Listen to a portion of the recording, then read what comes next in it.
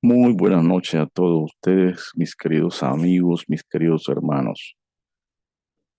Seguimos nosotros en otro estudio, en esta ocasión, que sería el número 2, porque ya hicimos un estudio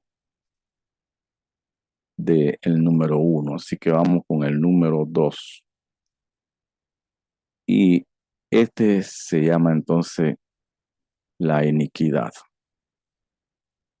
Y lo vamos a ver en, comenzando en Tito. Vamos a leer en Tito capítulo 2, versículos 11 hasta el 14.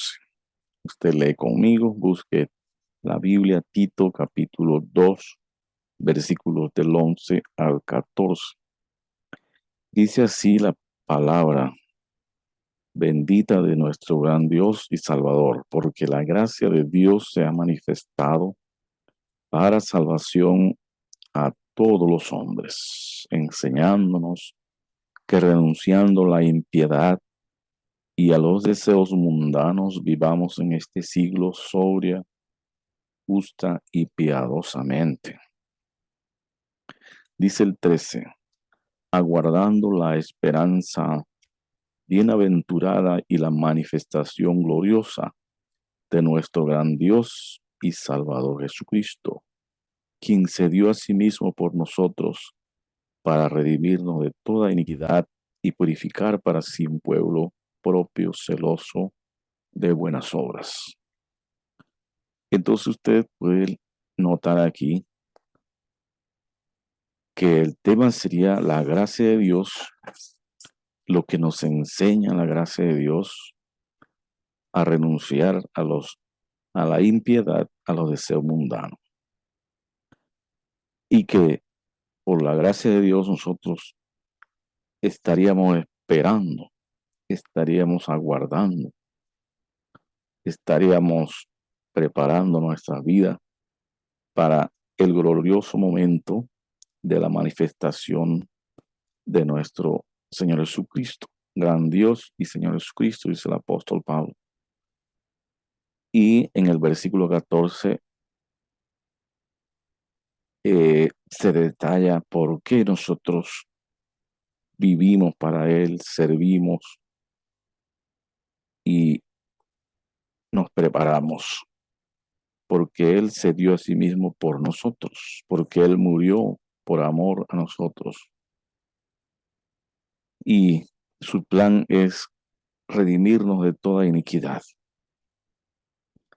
Redimir quiere decir entonces liberarnos, liberarnos con el precio de su sangre. Y después de ahí dice, y purificarnos para ser nosotros un pueblo propio, celoso de buenas obras. Así que entonces nosotros vamos a desarrollar este tema, la iniquidad,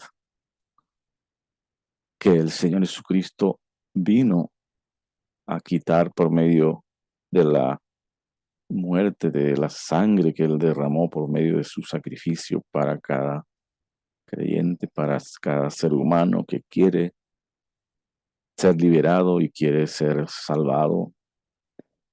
Porque aquí cuando dice que esperamos la manifestación gloriosa de su venida, es para entonces nosotros también ser liberados del juicio de Dios e ir a su encuentro, a sus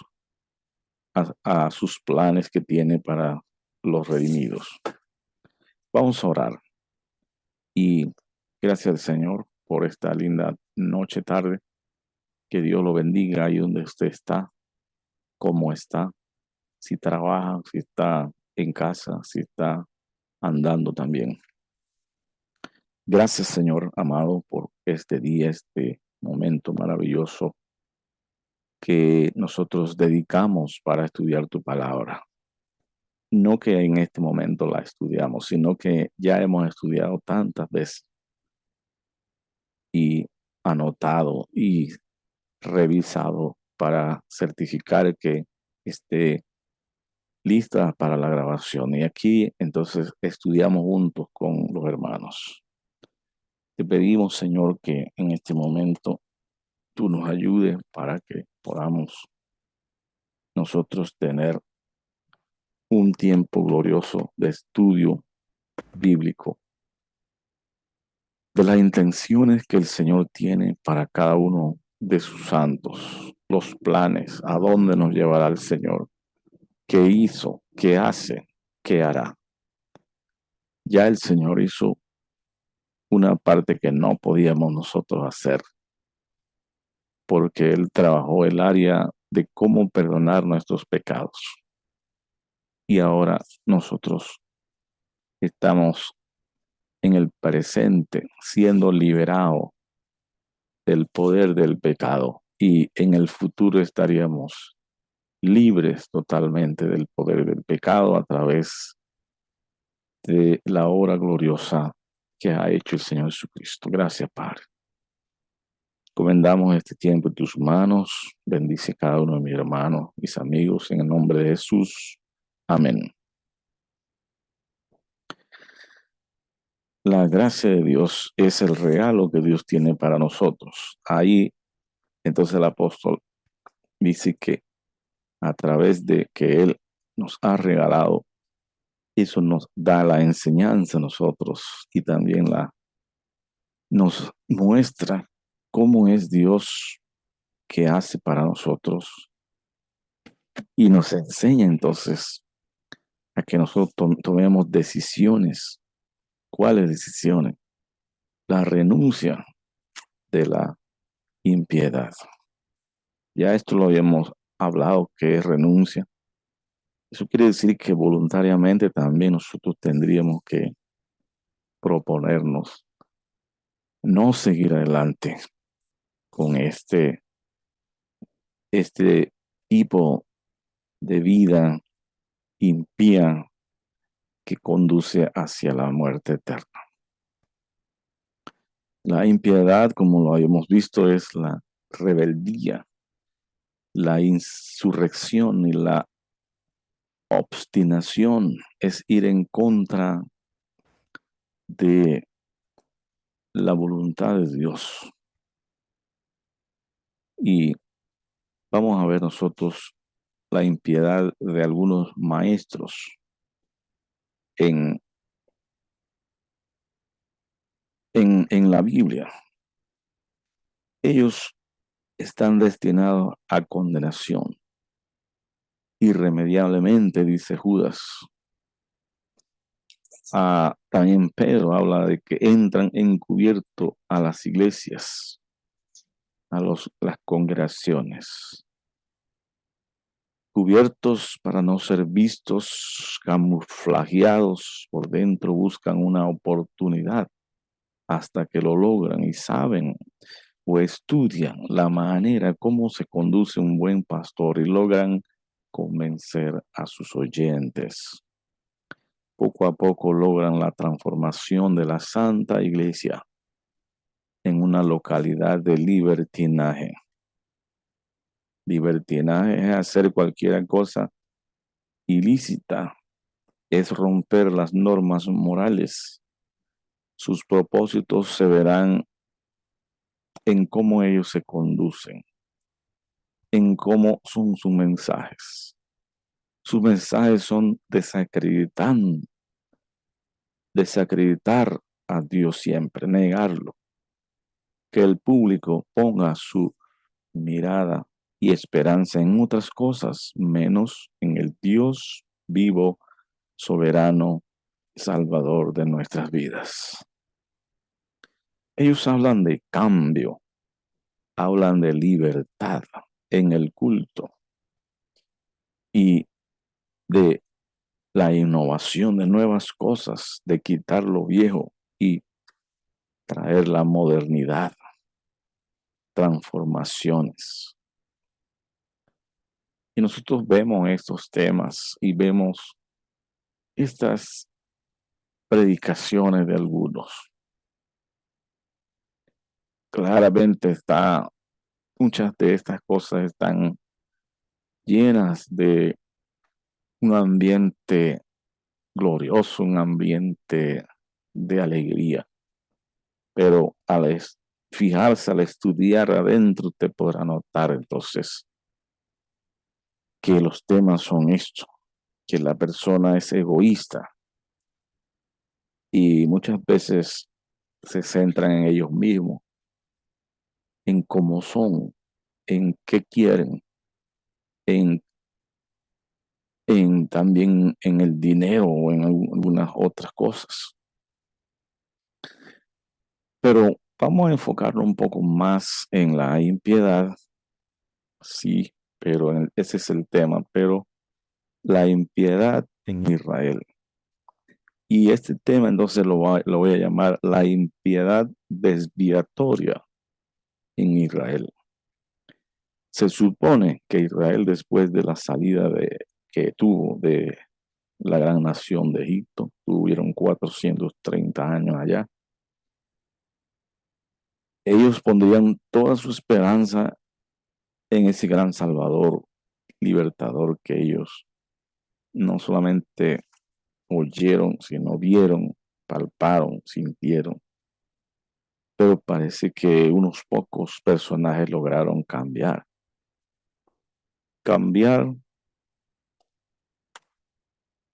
la firmeza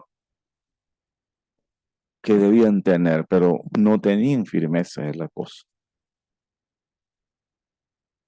Los israelitas, como Abraham, como Jacob, como Isaac, se veían llenos de fe. Tal vez José, Judá, algunos otros también, pero tal vez no todos. Acuérdense que es una nación enorme que por 400 años no tampoco no se les ve adorando a Dios, no se les ve teniendo un libro, una ley, no, porque en ese tiempo no tenían ley, haciendo cultos, adoctrinando a sus niños, leyendo la palabra, no tenían la palabra, adorando a Dios, no. Estaban muy cerca de Egipto, que Egipto era atrayente en todas sus manifestaciones de vida. Egipto, el gran imperio, Egipto con la moda, Egipto con el lujo, Egipto con la agricultura, con el río, con el trabajo. Aún Egipto tenía también, me imagino, entonces lectura, tendría maneras de escuelas, pero ellos no lograron tal vez eso por la esclavitud en que los sometieron. Pero sí había fe, no es que no había fe, solamente que se ve fe en un pequeño grupo. Entonces, salido de Egipto hacia el desierto, sus aspiraciones de libertad y sus aspiraciones de vivir en una tierra propia, soberana, un país, se ven como movidas o removidas, sacudidas por la situación que están viviendo. Viviendo en el desierto no es fácil, donde el agua, el sol, el calor. Entonces ahí se aprovecharon los que deseaban siempre vivir bien en Egipto, pese a todo, no buscando una patria guiada por Dios, ni un pueblo guiado por éticas morales. Y apenas tuvieron ciertas presiones, ellos decidieron sacudir al pueblo con ideas como que allá en Egipto estaban mucho mejor, tenían comida, tenían casa, tenían agua, tenían ciertas bendiciones materiales que no estaban consiguiéndola en el momento en el desierto, que el desierto es duro y verdaderamente es duro y que iban a morir ahí. Esta gente no estaban dispuesta a confiar en Dios, no tenían lo que se llama fe, porque la fe es conducirse hacia adelante con la esperanza en la promesa que Dios ha dado, en la palabra que Dios ha dado. Y Dios le había dicho que le iba a dar una tierra que fluía leche y miel, pero ya llevaban unas 2 semanas, unos meses en el desierto y ¿dónde estaba aquella tierra? Y todo lo que veían era sol y falta de agua y arena y el futuro incierto. Cada uno de nosotros que vive en este mundo a veces puede que vea y se sienta de esta manera que el futuro está incierto, que aunque la palabra está dicha de una manera autoritativa y suprema, en realidad lo que uno está viviendo no es lo que uno está viendo. Por eso entonces tiene que recurrir y debe recurrir y es a través de la fe, de la esperanza en el futuro, en la palabra de Dios, la que nos va a sostener a perseverar. Ellos no estaban dispuestos a confiar en Dios. No estaban dispuestos a que Dios los guiara, a pesar de que se sintieran de miles maneras. No confiaron en sus promesas y no creyeron en sus palabras. No tuvieron paciencia ni aguantaron a sus pastores, a sus guiadores. Y se querían volver atrás. Habían otros que ofrecían seguramente volverse atrás, hablar con el rey faraón, volver al trabajo. Y querían armar aquella, eh, aquel plan para poder hacerlo. Entonces ellos empezaron a seguir un ejemplo que no debían seguir. Y vamos entonces a ir a Deuteronomio capítulo 9 para que usted vea cómo la palabra de Dios escrita por Moisés, viviendo de la experiencia, él está contando, porque nosotros no pudiéramos saber si no se cuenta, cómo fue la situación en el desierto. Entonces, busque aquí la Biblia en Deuteronomio capítulo 9. Te va a ver aquí. Entonces, ya aquí lo tenemos.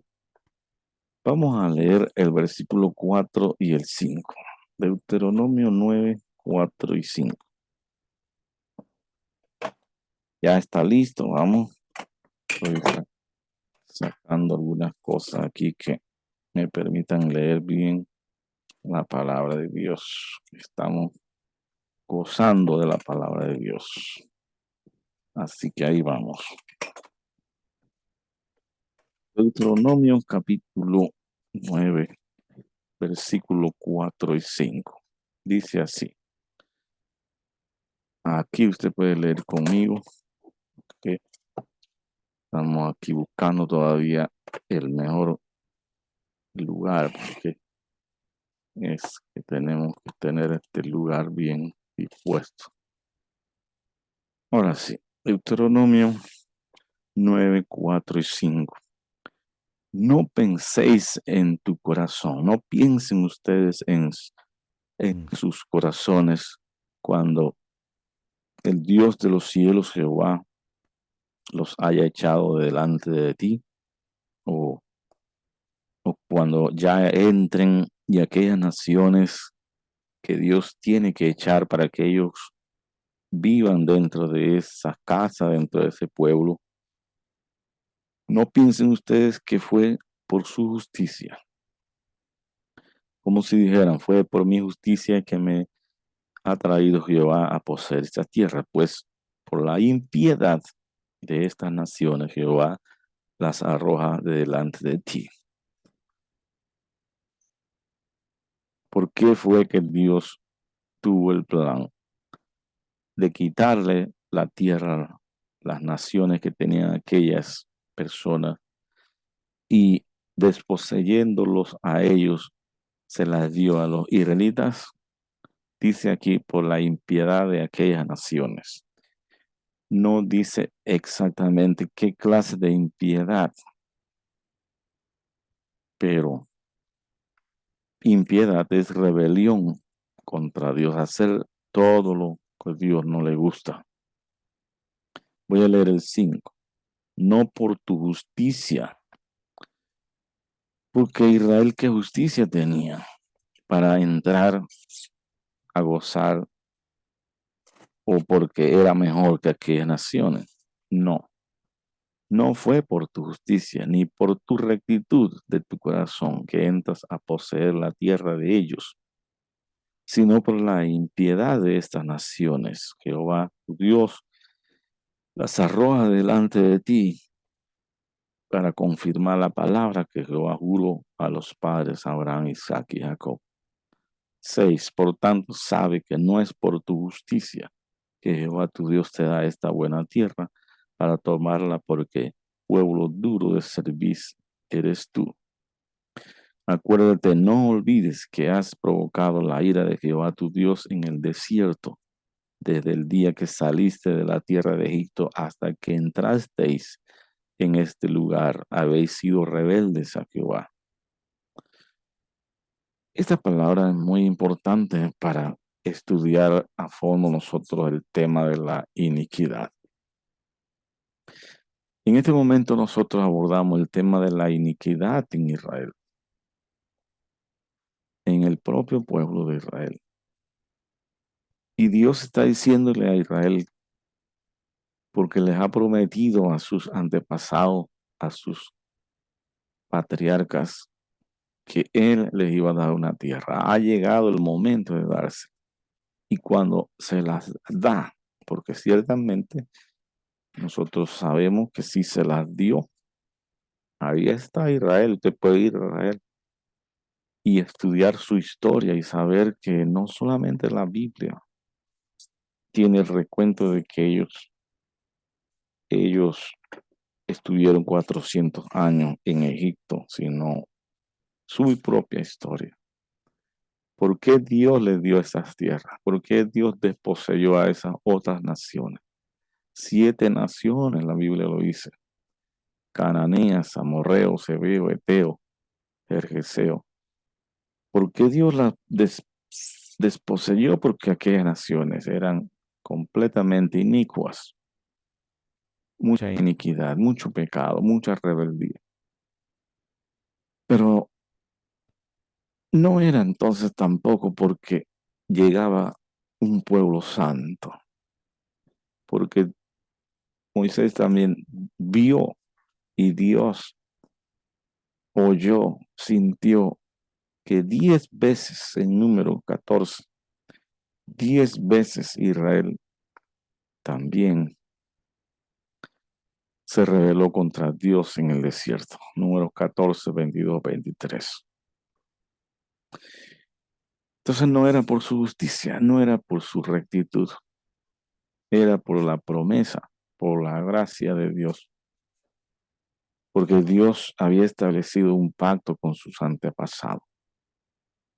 Y porque Dios cumpliría sus pactos, sus promesas. Pero en ciertas ocasiones nosotros vimos que Dios tuvo que hacer juicio con estas mismas personas que estaban señaladas para entrar a Israel y no entraron todas las personas, entraron solamente 2 personas con fe, que serían Josué y Caleb, y también entraron miles y miles de personas, pero eran aquellos hijos que les habían nacido posiblemente en el mismo desierto, porque ellos tenían solamente 20 años y en el desierto se quedaron 40 años.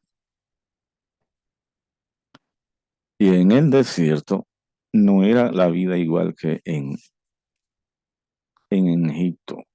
Como dijimos, no tenían allá las leyes, pero en el desierto empezaron a tener, a oír, a estudiar y a hacer como Dios les estaba ordenando. Entonces se organizaron.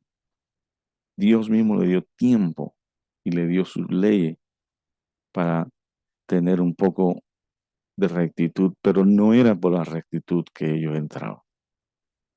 Dios les decía más adelante que no hicieran conforme a las abominaciones de aquellas naciones, porque si no, entonces Dios tendría que tratarlo igual que a estas naciones que Dios desposeía.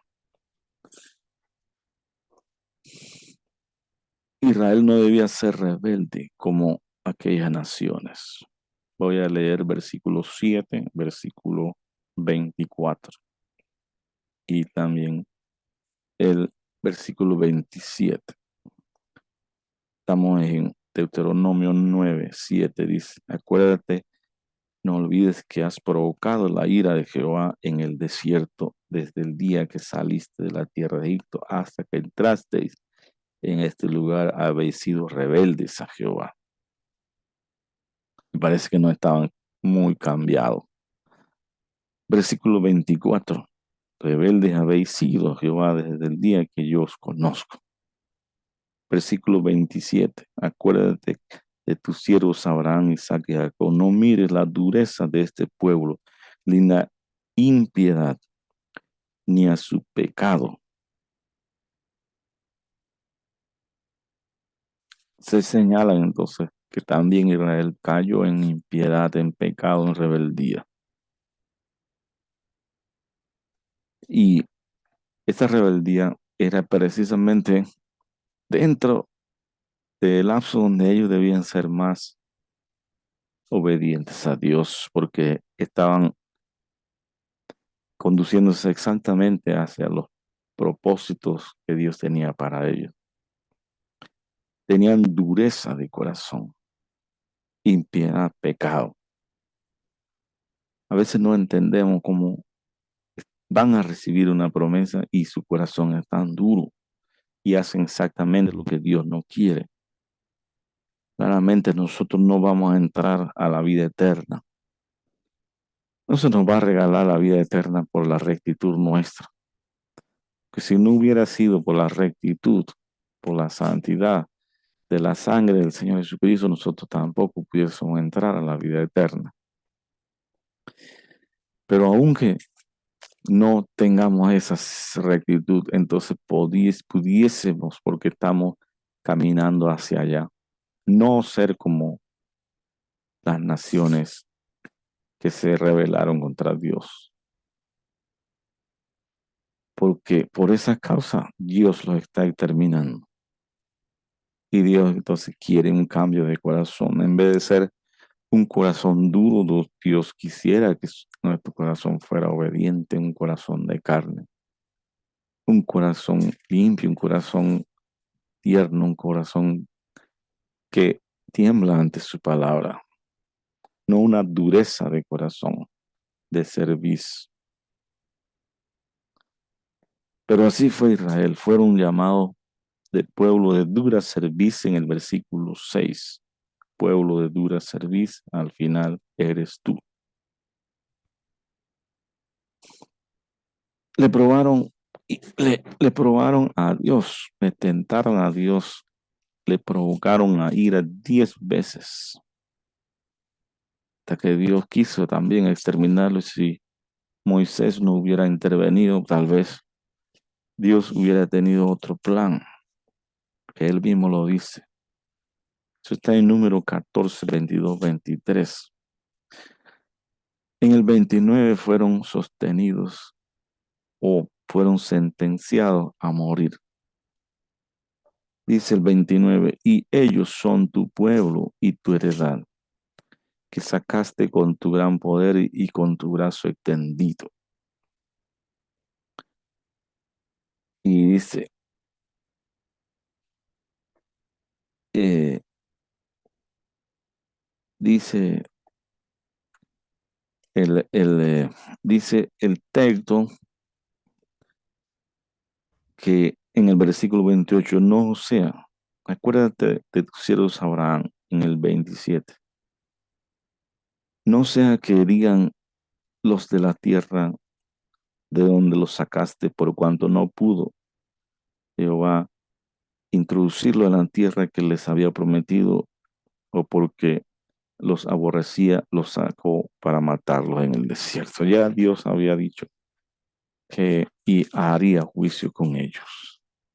Pero Moisés pensó, ¿y qué dirán la gente? Que no pudiste entrarlo. Ellos no van a entender que fue por el pecado de la gente, sino porque tú no pudiste entrar. Entonces Dios buscó la manera de entrarlo. No entraron, ciertamente, los rebeldes, pero entraron los hijos de ellos. Y no quiere decir que no siguió la rebeldía posterior, porque algunos sí, pero Dios los castigó y severamente. Estos ejemplos están escritos para nosotros, para que nosotros no sigamos estas intenciones terribles que los afectados fueron ellos mismos. Y entonces nosotros vemos entonces cómo Dios juzga, a pesar de que Dios tenía planes con ellos, con su pueblo y mostrar al mundo estas cosas. Sí, Dios realiza sus planes, sí, Dios sigue adelante con el plan de darle a Israel y se lo da esa tierra de su pueblo, pero Dios castiga la maldad. Si la maldad de aquellas personas o de cualquier persona no se deja atrás, no se arrepiente. Si se arrepiente, hay entonces muchas otras probabilidades. Proverbios 12:3 dice, el hombre que se afirma, el hombre jamás será afirmado por la impiedad, por medio de la impiedad, mas la raíz de los justos no será removida. La Biblia también habla en Romanos 11:25 que todo Israel será salvo, como está escrito. Y en Isaías 59:20 dice, vendrá de Sión el libertador, que apartará de Jacob la impiedad. ¿Cómo puede ser salvo? Pues Dios le dará una manera. Según en Timoteo 2:16, hay cosas dentro del cristianismo pueden ser y pueden conducir a algunos a la impiedad, a las palabras vanas y profanas. Profano que no es santo, que no tienen valor, vanidad, huecas, como sin propósito. La Biblia dice en Primera de Juan, no améis al mundo ni las cosas que están en el mundo. Y alguno dirá, pero Dios amó al mundo y por eso el Hijo unigénito vino a esta tierra. Dios no amó al mundo para disfrutar de las cosas del mundo, amó al mundo como tener misericordia de ellos. Y nosotros podemos también amar a las personas teniendo misericordia de ellos, no para hacer lo que ellos hacen. Y también dice el versículo 16, no améis lo que hay en el mundo. ¿Qué hay en el mundo? Los deseos de la carne, los deseos de los ojos y la vanagloria de la vida. Tres cosas. El mundo pasa y sus deseos, dice la palabra de Dios, de los que hacen su voluntad permanecen para siempre. Segunda Timoteo 4:16. Dice el apóstol Pablo, Demas, un servidor, compañero y de la milicia del evangelismo, que trabajó con Pablo, dice, Demas me ha desamparado, amando este mundo. También los siervos de Dios, algunos han caído en estas tentaciones y siguen el mundo, la senda del mundo. Y Pablo lo vio y Pablo tal vez podría aconsejarlo. No valió el consejo de Pablo, no valió las iglesias que estaban creciendo y que estaban desarrollándose, no valió nada. Él Demas tenía otros propósitos. Dice Romanos 12:2, no amoldarse, no conformarse a la forma que tiene este mundo, que tiene este siglo. Dice Marcos 8:36, no seguir el afán de ganar este mundo, ganar el mundo. Dice 2 Corintios 10:3, vivamos en este mundo, pero no somos, no andamos, no militamos en la carne como el mundo. Vivimos en este mundo, pero no militamos, no somos como el mundo anda. Cristo ha vencido las aflicciones del mundo y puede ayudarte a vencerlas. Santiago 4:4 dice, almas adúlteras que tienen amistad con el mundo se convierten en enemigos de Dios. Primera de Juan 5:5 habla de los vencedores del mundo a través de la fe. Colosenses 3:2 puesta la mirada en Jesús, en las cosas celestiales, no en las terrenales. A través de esta manera nosotros podemos tener victoria en esta tierra donde estamos anclados, pero no seremos totalmente, no viviremos aquí mucho tiempo.